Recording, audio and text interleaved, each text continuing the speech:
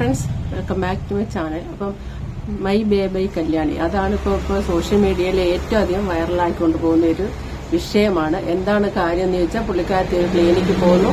ആ ക്ലിനിക്കിൽ ചെന്നിട്ട് ചികിത്സ തുടങ്ങുന്നു. പക്ഷെ അത് മുഴുവൻ ഫേക്ക് ആയിരുന്നു എന്ന് പുള്ളിക്കാരത്തിക്ക് തോന്നുന്നു. പുള്ളിക്കാരത്തിയുടെ ഇവിടെ കവളൊക്കെ പഴുത്ത പോലെയൊക്കെ വന്ന് ആകെ ചുമന്നതായി. അപ്പം അവരോട് വിളിച്ചു ചോദിച്ചപ്പോൾ മെഡിക്കൽ സ്റ്റോറിൽ നിന്ന് ഏതോ ഒരു ഓയിൽമെന്റ് പറഞ്ഞു ഭയങ്കര വിലയുള്ളതാണ്. 6 ലക്ഷം രൂപയോ ഏതാണ്ട് ലക്ഷങ്ങൾ മുടക്കിയുള്ള ട്രീറ്റ്മെന്റ് ആണ്. അവസാനം അതിന്റെ എല്ലാം ബില്ല് പുള്ളിക്കാരത്തി ആവശ്യപ്പെടുന്ന ഒരു ബില്ല് കൊടുത്തില്ല. അങ്ങനെ അത് കേസായി. ഇന്നലെ ഒരു വിശദീകരണ വീഡിയോ ഇട്ടിട്ടുണ്ട്. ഇന്നിപ്പം സോഷ്യൽ മീഡിയ അറിയാതെ ഉള്ളൂ. കല്യാണി ഇട്ടിട്ടുണ്ട്, അതെടുത്ത് റിയാക്ടും ചെയ്തിട്ടുണ്ട്. അങ്ങനെ എല്ലാം ഉണ്ട്. അതിന്റെ അകത്ത് ഓരോ കൊളാബ് ചോദിച്ചെന്ന് ഹോസ്പിറ്റലുകാർ അവകാശപ്പെട്ടു. അത് കൊളാബില്ലെന്ന് പറയുന്നു. വഴക്കുണ്ടാക്കി എന്ന് പറയുന്നു. അത് വഴക്കുണ്ടാക്കിയില്ല. അങ്ങനെ എല്ലാത്തിന്റെ തെളിവ് സഹിതം കല്യാണി വീഡിയോ ചെയ്തിട്ടുണ്ട്. അപ്പോൾ നമ്മുടെ വ്ളോഗറായ അനന്തു എന്ന് പറഞ്ഞാൽ ഞാൻ എപ്പോഴും വീഡിയോയ്ക്ക് അത് പറയാറുണ്ട്. അനന്തു ഏതൊരു സോഷ്യൽ മീഡിയ നടക്കുന്ന ഏത് വീഡിയോയും ചെയ്യുന്ന പുള്ളിക്കാരൻ ഒരു CBI അന്വേഷിക്കുന്ന പോലെ അന്വേഷിച്ചിട്ട് അതിന്റെ യഥാർത്ഥത്തിലുള്ള എന്താണെന്ന് അന്വേഷിച്ചിട്ട് അത് ചെയ്യുന്ന ഒരു വ്യക്തിയായിട്ടാണ് എനിക്ക് അനുഭവപ്പെട്ടിരിക്കുന്നത്. സത്യമാണ് പറയുന്നതൊക്കെ. പുള്ളിക്കാരൻ കല്യാണിയുടെ വീഡിയോ കണ്ടതിന് ശേഷം ഈ ഡോക്ടറെ ഫോൺ ചെയ്ത് ആ ഡോക്ടറുടെ ഭാഗം എന്താണെന്ന് പറയുന്നുണ്ട്. അതാണ് ഞാൻ അതിന്റെ കുറച്ച് ഭാഗം കേട്ടോ. ഒത്തിരി 45 മിനിറ്റോ അങ്ങനെ കണ്ടുണ്ട്. അത് മൊത്തമില്ല, ഒരു കുറച്ച് ഭാഗം അത് പറയാനുണ്ടായ ഞാൻ ഈ ഭാഗം നിങ്ങൾക്ക് വേണ്ടി ചെയ്യുന്ന എന്തിനാണെന്ന് ചോദിച്ചാൽ, അതിന്റെ അകത്ത് ആ ഡോക്ടറെ വായിന്ന് ഒരു വാക്ക് വീണു. കല്യാണി പറഞ്ഞിരുന്ന കരിമംഗല്യം 8 വർഷമായിട്ടുള്ള ഈ സൈഡിലത്തെ കരിമംഗല്യം കൊണ്ടാണ് അച്ഛനും കൊണ്ട് ഞാൻ പ്രഗ്നന്റ് ആയപ്പോണ്ട് എനിക്ക് കല്യാണ സമയത്തുണ്ട് കൊച്ചായപ്പോഴേ ഉള്ളതാണ് പാരമ്പര്യമാണ് ഇതൊക്കെയാ പറഞ്ഞത്. ഞാനത് വിശ്വസിച്ചിരുന്നു. അപ്പം ആ ഒരു ട്രീറ്റ്മെന്റ് അല്ല പുള്ളിക്കാരത്തി അവിടെ പോയി ചെയ്തെന്നാണ് ഇപ്പൊ ഡോക്ടർ പറയുന്നത്. അതായത് പലവിധ ക്രീമുകൾ വാരി തേച്ചിട്ട് സ്കിന്നിന്റെ ബാരിയർ നഷ്ടപ്പെട്ട് നമുക്ക് സ്കിന്നിന് പുറത്തൊരു രക്ഷാകവചം പോലെ ടെഫ്ലോൺ കോട്ട് പോലെ അങ്ങനെ എന്തോ ഒരു സംഭവം ഉണ്ട്, അത് നഷ്ടപ്പെട്ടു. അതിന് ആ ഒരു ആപത്തിലേക്ക് നീങ്ങിയപ്പോ അതിനെയാണ് ട്രീറ്റ് ചെയ്യാൻ അവിടെ ചെന്നെന്നാണ് പറയുന്നത്.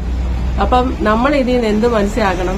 ഈ പറയുന്ന ഇവരെ പോലുള്ള ഒരു മുഴുവൻ പ്രൊമോഷൻ നടത്തുന്ന ഈ 10, 15 വയസ്സ് 16 ടീനേജ് പ്രായക്കാര് ഇവരെല്ലാം പറയുന്ന ഈ ക്രീമുകളെല്ലാം മേടിച്ചു തേച്ചാൽ അവസാനം നിങ്ങൾക്ക് വരാൻ പോകുന്നത് എന്താണെന്ന് വെച്ചാൽ സ്കിന്ന് നഷ്ടപ്പെടും. ഇന്ന് എനിക്കൊരു കമന്റ് ഉണ്ടായിരുന്നു, ക്രീം ഇങ്ങനെ തേച്ചിട്ട് സ്കിന്ന് എന്നേക്കുമായിട്ട് കറുത്തു പോയെന്ന്. അപ്പൊ അത് ചെയ്യരുത്. അപ്പൊ ഡോക്ടർ വോയിസ് കേൾക്കും. ഇന്ന് നിങ്ങൾ കേൾക്കാൻ പോകുന്ന ഡോക്ടർ ഞാൻ തമ്മിലുള്ള ഒരു കോൺവെർസേഷൻ ആയിരിക്കും. നിങ്ങളത് കേൾക്കും. ഓക്കെ. 2-3 മാസം മുന്നേ ഒരു കൺസൾട്ടേഷൻ റൂമിൽ ഇരുന്ന് സംസാരിച്ച ഒരു കാര്യം എനിക്ക് പ്രൂവ് ചെയ്യാനുള്ള എവിഡൻസും മെറ്റീരിയൽസ് ഒന്നുമില്ല. തിരിച്ചൊരു കോമൺ സെൻസ് ചോദ്യം മാമിന്റെ അടുത്താണ് ആദ്യം ഇവർ വന്ന് അപ്രോച്ച് ചെയ്യുന്നത്, കൊളാബിന്റെ കാര്യം പറയുന്നത്. എന്റെ അടുത്ത് തന്നെ. കാരണം ഞാനാണല്ലോ അവിടുത്തെ മുതലാളി. വേറെ ആരും സംസാരിച്ചിട്ട് കാര്യമില്ല. കാരണം അതാണല്ലോ ദേവ് മറ്റേ ഞങ്ങളുടെ ഒരു മാനേജറിന്റെ ആദ്യം വിളിച്ചിരിക്കുന്ന ഒരു വോയിസ് നോട്ടിൽ ഉണ്ടല്ലോ. ആ കുട്ടി പറയുന്നുണ്ടല്ലോ സിഇഒയുടെ ഒരു രീതി വെച്ചിട്ട് അങ്ങനത്തെ ഒരു മാർക്കറ്റിംഗ് കാര്യങ്ങളൊന്നും ഇല്ല. അപ്പൊ ഒന്നെങ്കിൽ ഈ ജീവലക്ഷ്മി കല്യാണി മറ്റേ സ്റ്റാഫുകളുടെ അടുത്ത് നേരത്തെ ചോദിച്ചിട്ടുണ്ടോ എന്നുള്ളത് ഞങ്ങൾ അന്വേഷിച്ചിട്ടില്ല. ഞാൻ എന്റെ അടുത്ത് വന്ന് സംസാരിച്ച കാര്യം ഞാൻ ഈ പറയുന്നത്. ആദ്യം അതൊരു 3-4 മാസം മുന്നേ, അതൊന്നും ഇപ്പൊന്നല്ല 3-4 മാസം മുന്നേ പ്രൊഡക്ട്സ് ആദ്യം അയച്ചു തരുമോ എന്ന് ചോദിച്ചതിന് ശേഷം ഞാൻ പറഞ്ഞില്ല അങ്ങനെ ഒരു എൻഡോഴ്സ്മെന്റ് നമുക്കില്ല. നമ്മൾ ഒരു ഇൻഫ്ലുവൻസേഴ്സിനെ കൊണ്ടും അങ്ങനെ ഒരു പ്രൊഡക്ട്സ് പ്രൊസീജിയർ ഫോർഗെറ്റ് ഇറ്റ്. അതല്ലാതെ തന്നെ പ്രൊഡക്ട്സുകൾ നമ്മൾ അയച്ചു കൊടുത്ത് അങ്ങനെ ഒരു പ്രൊമോഷൻസ് ഒന്നും ഇല്ല. അപ്പോൾ ഇല്ല ജീവലക്ഷ്മി എനിക്കിപ്പോൾ നല്ല ഓർമ്മയുണ്ട്. അത് ഏത് മാസം എന്നുള്ളതൊക്കെ കറക്റ്റ് പിൻ ഔട്ട് ചെയ്ത് ഓർമ്മ കിട്ടുന്ന എനിക്ക് തോന്നുന്നില്ല. അപ്പൊ അത് അന്ന് പറഞ്ഞതിന് ശേഷം പിന്നെ മെയ് 30 അവർ ഡയറക്റ്റ് ആയിട്ട് വരികയാണ് ചെയ്തത്. വന്നിട്ട് അവർ പറഞ്ഞതെന്ന് വെച്ചാൽ, ഡോക്ടറെ അപ്പോൾ ഞങ്ങൾ ഡെർമറ്റോളജിസ്റ്റിനെ കണ്ടു. ഈ പറഞ്ഞ വരി ഇത്ര ഒന്നും റേറ്റ് അവിടെ ഇല്ല. ഓക്കെ, ആ റേറ്റ് അവിടെ ഇല്ലാത്ത പക്ഷം ഒന്നുകിൽ പറഞ്ഞ വരി നമുക്ക് അവിടെ ട്രീറ്റ്മെന്റ് കണ്ടിന്യൂ ചെയ്യണമെങ്കിൽ ഒന്നുകിൽ ഡോക്ടറിന്റെ ഈ പറഞ്ഞ പ്രോട്ടോകോൾസോ അല്ലെങ്കിൽ ഫയൽസോ അല്ലെങ്കിൽ ഈ പറഞ്ഞ ഹാർഡ് കോപ്പി ഫയൽസോ അല്ലെങ്കിൽ നിങ്ങൾ എന്താ ഇവരെ മുന്നോട്ട് ചെയ്യാൻ ഉദ്ദേശിച്ചതും കാര്യങ്ങളൊക്കെ ഒന്ന് തരണം, പേപ്പറായിട്ട് തരണോ, അല്ലെങ്കിൽ ഞങ്ങൾക്ക് ഇവിടെ ഫ്രീ ആയിട്ട് ഇനി കൊളാബ് തരണം. ഓക്കെ, സോ ബേസിക്കലി അതല്ലേ മെയ് 30 ഫൂട്ടേജ് അവർക്ക് റിലീസ് ചെയ്യാൻ പറയുന്നത് എന്നോടാ പറയുന്നത്. അതുകൊണ്ട് അവർ മെയ് 1 വന്ന് ബില്ല് ചോദിച്ചു എന്ന് പറയുന്നത് മെയ് 30 എന്നോട് സംസാരിച്ചു. ഞാൻ തിരുവനന്തപുരത്തുള്ള ഫ്ലൈറ്റ് ടിക്കറ്റ്സ് കാര്യങ്ങളൊക്കെ ഞാൻ കൊടുത്തത്. എന്നോട് സംസാരിച്ച കാര്യങ്ങളല്ലേ ഈ പറഞ്ഞത് ഞാൻ. അപ്പൊ അതൊരു കൺസൾട്ടേഷൻ റൂമിൽ ഇരിക്കുന്ന 2 വ്യക്തികൾ തമ്മിലുള്ള ഒരു ആർഗ്യുമെന്റ് വേണ്ട. ഞാനിപ്പോ നോണ പറയണം തന്നെ വിചാരിക്കുക. നാട്ടിലിപ്പോ കോമൺ സെൻസ് ഉള്ളവന്മാരൊക്കെ ഉണ്ടല്ലോ, നോണ പറയണം തന്നെ വിചാരിക്കുക. എന്തിനാ പിന്നെ അവർ വന്നിട്ട് പ്രശ്നം ഉണ്ടാക്കിയേ? ബില്ല് മാത്രം ചോദിച്ചിട്ടോ എന്നോട്? ബില്ല് തരൂ എന്ന് പറഞ്ഞിട്ടാണോ നേരെ കൺസൾട്ടേഷൻ റൂമിൽ വന്നിട്ട് പ്രശ്നം ഉണ്ടാക്കിയത്? വേറൊരു കാര്യം ചോദിക്കട്ടെ, ഈ മെയ് 13 എന്ന് പറയുമ്പോഴത്തേക്ക് ഇന്ന് ജൂൺ 24 സംതിങ് അല്ലേ? അപ്പോഴത്തേക്ക് കൺസൾട്ടേഷൻ റൂമിൽ CCTV കാണത്തില്ലേ?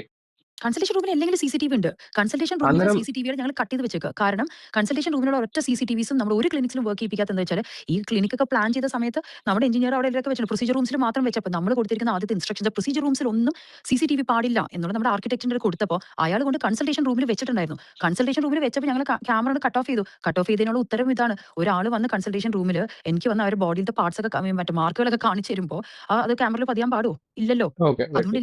അതുകൊണ്ടാണ് ഞങ്ങൾ പുറത്ത് ഈ പറഞ്ഞ പോലെ പോലെ ഈ ഉള്ളിൽ എന്താ കോമൺ ഏരിയയിലുള്ള മനസ്സിലായി, CCTV മനസ്സിലായി. കാര്യങ്ങളൊക്കെ ഞങ്ങൾ ഫുട്ടേജസ് ഉള്ളൂ. ഈ അതിപ്പോ ഞാൻ സിസിടിവി വേറെ ക്യാമറ കാര്യം ഓഡിയോ പറയാം. റെക്കോർഡിംഗ് ഉള്ളതാണോ പുറത്ത് വെച്ചിട്ടുള്ളത്? ഇല്ല. അത് ദേ ഞങ്ങളിപ്പോ കംപ്ലീറ്റ്ലി ഇപ്പൊ റിവാമ്പ് ചെയ്തൊരു ഓഡിയോയും കൂടി കേട്ടിട്ടുണ്ട്. ഓക്കെ.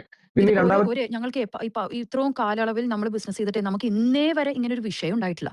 ഇങ്ങനൊരു വിഷയം ഉണ്ടാവുമ്പോഴാണ് നമ്മളൊക്കെ ആലോചിക്കുള്ളൂ. ഓഡിയോ സിസ്റ്റം കൂടെ വെക്കും. നമ്മൾ അതൊക്കെ അപ്ഗ്രേഡ് ചെയ്യുന്നുണ്ട്.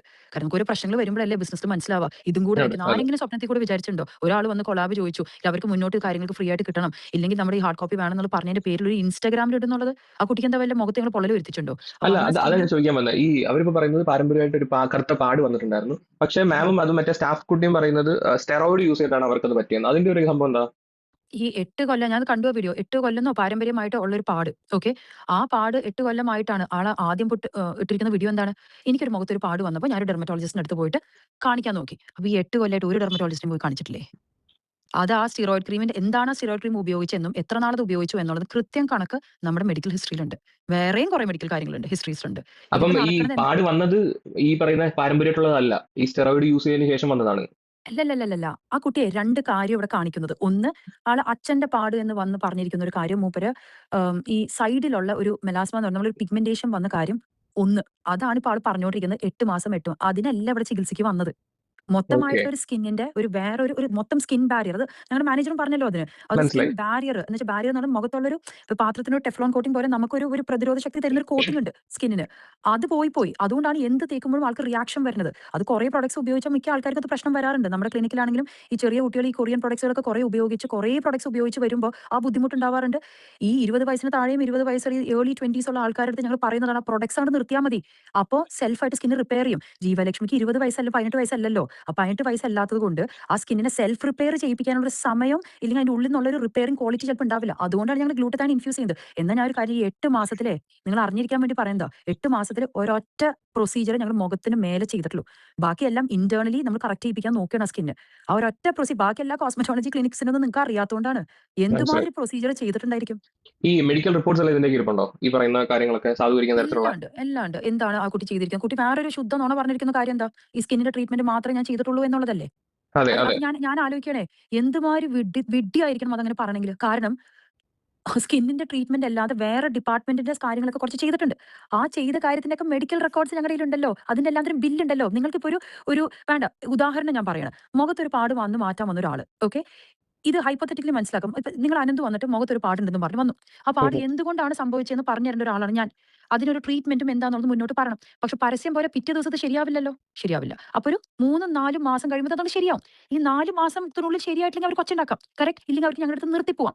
ഈ 4 മാസം കഴിഞ്ഞപ്പോൾ അവര് ഹാപ്പിയായി പാടുന്ന ആ മുഖത്ത് ഈ പറഞ്ഞ മാതിരി ആ ബാരിയറിനൊന്നും പ്രശ്നമില്ലാതെ അത് കറക്റ്റ് ആക്കി കൊടുത്തു കഴിഞ്ഞിട്ട് ഈ മുഖത്തെ പാട് മാറ്റാൻ വന്നവൻ പിന്നെ മുടി വളർച്ചയ്ക്ക് വേണ്ടിയിട്ടോ ഇല്ലെങ്കിൽ ലേസർ ഹെയർ റിമൂവലിന് വേണ്ടിയിട്ടോ ഇല്ലെങ്കിൽ ഈ പറഞ്ഞവര് വേറെന്താ മൈക്രോ ഡെർമാബ്രേഷന് വേണ്ടിയിട്ടോ വേറെ എന്തെങ്കിലുമൊക്കെ സന്തോഷം വന്ന് അവർ വേറെ ചെയ്തിട്ടുണ്ടാവുമല്ലോ. അതെ, ആ അതെ, ചെയ്തതിന്റെ എല്ലാത്തിനും കൺസെന്റ് ഫോം അവർ ഒപ്പിട്ടിട്ടുണ്ടാവല്ലോ അവരൊപ്പ്. അതിന്റെ അതെ. കൂടെ ഞങ്ങൾ അത് ചെയ്തിരിക്കുന്ന മരുന്ന് എന്താന്നുള്ളതും ഇല്ലെങ്കിൽ അതിനെന്താ ചെയ്തിരിക്കുന്നതിനുള്ള ഇൻവെന്ററിയിൽ നിന്ന് പോയിരിക്കുന്ന ഒരു സാധനം ഉണ്ടാവുമല്ലോ. ഉം. അത് ബില്ലിലും ഉണ്ടാവുമല്ലോ. പിന്നെ ഉറപ്പായിട്ടും. എങ്ങനെ ഒരാൾക്ക് ഇങ്ങനെ നുണ പറയാൻ പറ്റുക? ഞാൻ വേറെ ഒന്നും അവിടുന്ന് ചെയ്തിട്ടില്ല എന്നുള്ളത്. അത് ഞാൻ പറയുന്നത് എന്തോ ഒരു ബുദ്ധിക്കുറവ് ആ കൊച്ചിനുള്ളത് കൊണ്ടാണ് ഇത് ചെയ്യുന്നത്. കാരണം ഞാൻ അവിടുന്ന് വേറെ ഒരു ട്രീറ്റ്മെന്റും ചെയ്തിട്ടില്ല എന്ന് പറയുമ്പോൾ ഞങ്ങളെ പോലത്തെ ക്ലിനിക്ക് വെറുതെ ഒരു കൺസെന്റും ഒന്നും ഇല്ലാതെ വെറുതെ ഫ്രീ ആയിട്ട് എന്തെങ്കിലും ചെയ്ത് നമ്മളെ പൊയ്ക്കോന്ന് പറയോ? ഇതിന്റെ എല്ലാത്തിനും അതെന്താ ഡോക്യുമെന്റ്സ് നിങ്ങളുടെ കയ്യിലുണ്ടല്ലോ? ഇവർ ഒപ്പിട്ട് തന്നേക്കുന്നുണ്ട്. ബാക്കി ട്രീറ്റ്മെന്റ് 100% ചെയ്തതിന്റെയും മെഡിസിൻ 100% വാങ്ങിയതിന്റെ വേറെ എല്ലാത്തിന്റെയും. വശം ഞാൻ പറഞ്ഞുതരാം. ഇതില് അവർക്ക് മെയ് 30 വന്ന് അവര് ഒച്ചുണ്ടാക്കുന്നതിനിടയിൽ ഭർത്താവ് ഒരു കാര്യം പറഞ്ഞിരുന്നു. എന്താ പറയാ, നിങ്ങൾ 3 ml കാര്യം ആ കുട്ടിയുടെ മുഖത്ത് ചെയ്തിരിക്കുന്ന ഒരു പ്രൊസീജിയറിന് ഇത്ര ml സിറിഞ്ച് വേണമെന്നുള്ളതുണ്ട്. അപ്പൊ 3 ml സിറിഞ്ച് ഞങ്ങൾ എടുത്തത്. അപ്പൊ പെട്ടെന്ന് ഭർത്താവ് ചോദിച്ചു, ഈ 3 ml സിറിഞ്ച് നിങ്ങൾ കാശ് വാങ്ങിച്ചിട്ട് 2 ml കുത്തിയിട്ടുള്ളൂ എന്നുള്ളത് എങ്ങനെ അറിയാം എന്ന് ചോദിച്ചു. ആ ചോദ്യത്തിൽ എനിക്കറിയാം ഏതെങ്കിലും ഡെർമറ്റോളജിസ്റ്റ് ഒരു കുത്തിത്തിരിപ്പ് ഉണ്ടാക്കിയതാ അവർക്ക്. അവർ പോയിരിക്കുന്ന ഒരു ഡെർമറ്റോളജി ക്ലിനിക്കിൽ എന്താ പറയുക പറഞ്ഞിട്ടുണ്ടാവും, ചിലപ്പോൾ നിങ്ങളുടെ മുഖത്തൊന്നും കുത്തിയിട്ടുണ്ടാവില്ല കേട്ടോ. അതൊക്കെ ഉണ്ടാവില്ല നമ്മുടെ ഇൻഡസ്ട്രിയിൽ. നിങ്ങളുടെ യൂട്യൂബേഴ്സിന് അവിടേക്ക് ഇവിടേക്കൊക്കെ ഒരു ഉം, പാരവെപ്പ് ഉണ്ടാവില്ലേ? ഉം, ഉം, അതുപോലെ ഉം. നമ്മുടെ ഇൻഡസ്ട്രിയിലും ഒരു ഡോക്ടർ അങ്ങനെ പറഞ്ഞു എന്ന് വിചാരിക്കും. ഞാൻ എന്താ അത് പറഞ്ഞ ഉടനെ ചെയ്തെന്നറിയോ? ആ ഫയൽ അങ്ങനെ അവർക്ക് തിരിച്ചു വെച്ച് കൊടുത്തിട്ട് 3 ml സിറിഞ്ചിന്റെ 3 സ്റ്റിക്കർ കാണിച്ചു കൊടുത്തു, ഒട്ടിച്ചു കൊടുത്തിരിക്കുന്നത്. ആ സ്റ്റിക്കറിൽ ഞാൻ പറഞ്ഞു, നിങ്ങൾ എന്താ വിചാരിച്ചിരിക്കുന്ന ഒരു മുഖത്ത് ഒരു സാധനം കുത്തുമ്പോൾ അത് ഏത് സിറിഞ്ച് ഏത് ബാച്ച് എന്ത് കുത്തി എന്നുള്ളത് മെഡിക്കൽ കമ്പനിക്കാരെ ലേബിളിംഗ് ഉണ്ട്. അത് ഞങ്ങളുടെ ഫയലിൽ ഒട്ടിക്കണം. നാളെ ഏതെങ്കിലും ഒരാൾക്ക് എന്തെങ്കിലും ഒരു സിറിഞ്ച് കാരണം ബുദ്ധിമുട്ടുണ്ടായാൽ അത് ഈ ബാച്ചിൽ നിന്നുള്ള സിറിഞ്ചിൽ നിന്നാണ്. അലർഗാൻ കമ്പനി എന്ന് പറയുന്നത് മൾട്ടി ബില്യൺ ഡോളർ കമ്പനി, ലോകം മൊത്തമുള്ള ഒരു കമ്പനിയാണ്. ആ കമ്പനിയുടെ ഒരു പ്രൊഡക്റ്റിന് എന്തെങ്കിലും ബുദ്ധിമുട്ട് വരികയാണെങ്കിൽ അത് ഇതാണെന്ന് കണ്ടുപിടിക്കാൻ അത്ര സ്പെസിഫിക് ആയിട്ടുള്ള ഒരു ഡോക്യുമെന്റേഷൻ സിസ്റ്റത്തിൽ. അപ്പൊ ഞാനത് തിരിച്ച് കാണിച്ചു കൊടുത്തപ്പോൾ അവർ 2 ഇടയ്ക്ക് നോക്കി. അപ്പൊ സംഭവം എന്താണെന്നറിയോ?